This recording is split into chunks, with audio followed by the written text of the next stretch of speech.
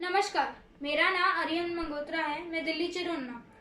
बड्डे दिन उप्पर मैं थानू डुग्गर जिंगल सुनाना चाहना जेह्ड़ा मेरे मां प्यो ने लिखे दा है।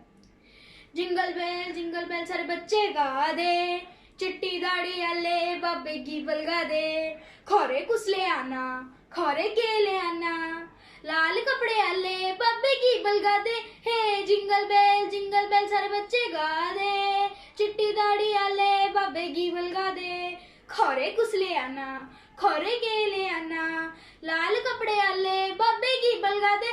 हे जिंगल बेल सारे बच्चे नच्चा दे, सरैने थल्ले लिखिए पर्चियां रखा दे।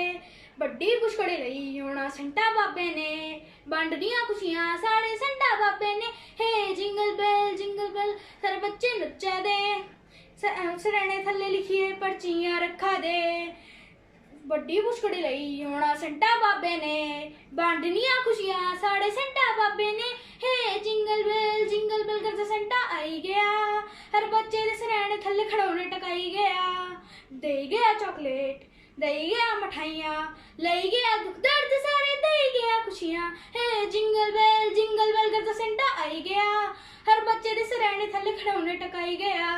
देई गया चॉकलेट, देई गया मठाइयां, लई गया दुख दर्द सारे देई गया खुशियां।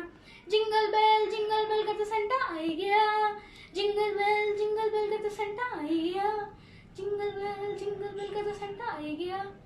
धन्यवाद। Merry Christmas.